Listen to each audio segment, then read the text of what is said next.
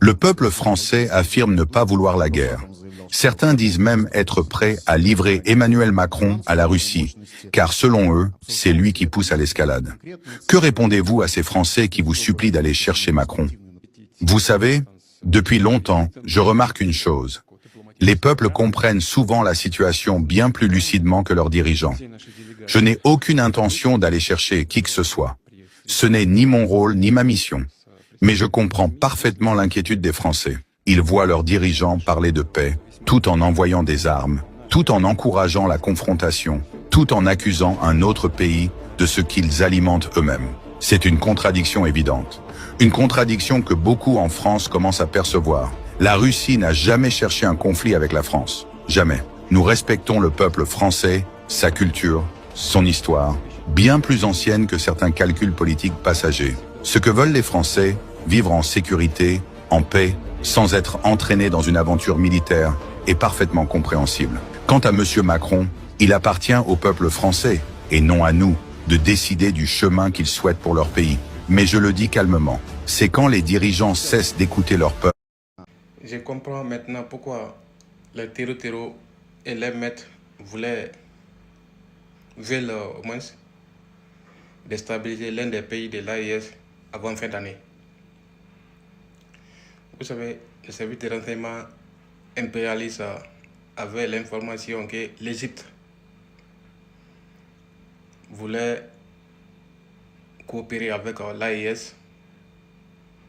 Ils veulent signer un accord bilatéral de défense. Et nous savons tous, l'Égypte en Afrique, ils sont premiers. Logistique, militaire, effectif, tout, ils sont premiers. Et l'Égypte, c'est un coin stratégique. Parce que l'Égypte, c'est en haut et l'AIS, c'est en bas. Et les bases des territoires sont au milieu, entre l'Égypte et l'AIS. Si l'Égypte rejoint l'AIS, cela veut dire directement l'affaire des territoires est finie.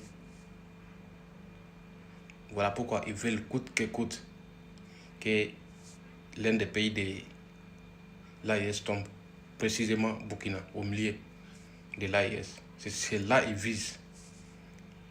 Car c'est le Burkina qui est le pilier central de l'AIS. Donc, chers Burkinabés et Burkinabés, levez-vous, protégez notre président. Car capitaine Ibrahim Traoré n'est plus président du Burkina, mais président de l'Afrique. Nous devons soutenir.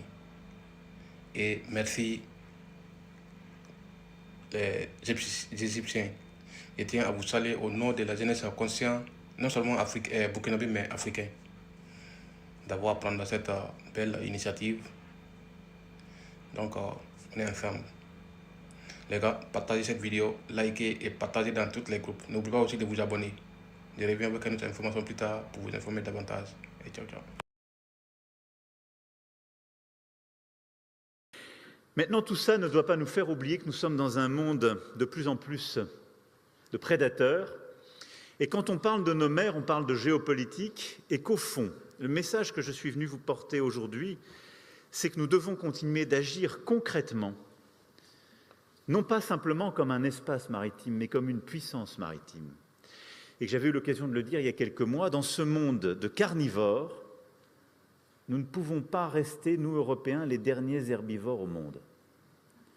Et qu'il faut accepter d'assumer ce discours de la puissance, c'est-à-dire de dire ce que nous voulons, de défendre nos intérêts et de regarder nos mers, nos océans comme des espaces qui peuvent être soumis à la prédation et donc qui supposent un réengagement de la nation, ambitieux, universaliste, généreux, mais conscient de ses intérêts.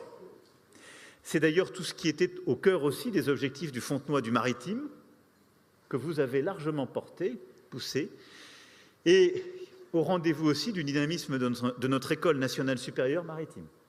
Et vous êtes au rendez-vous de ces ambitions.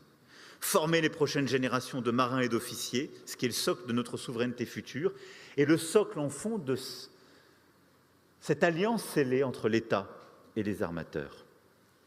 Et donc nous devons assumer, oui, un discours, une volonté, une ambition de souveraineté. Souveraineté alimentaire d'abord quand on parle de nos mers, de nos océans. nous vivons, nous le savons, toujours trop dépendants de nos importations. Nous avançons pourtant puisque nous avons adopté, en février dernier, le premier contrat de filière pour la pêche, le premier de notre histoire, ce qui est fou. Mais on s'était habitué, décennie après décennie, au fond, à avoir une dépendance alimentaire quand on parle de nos produits de la mer.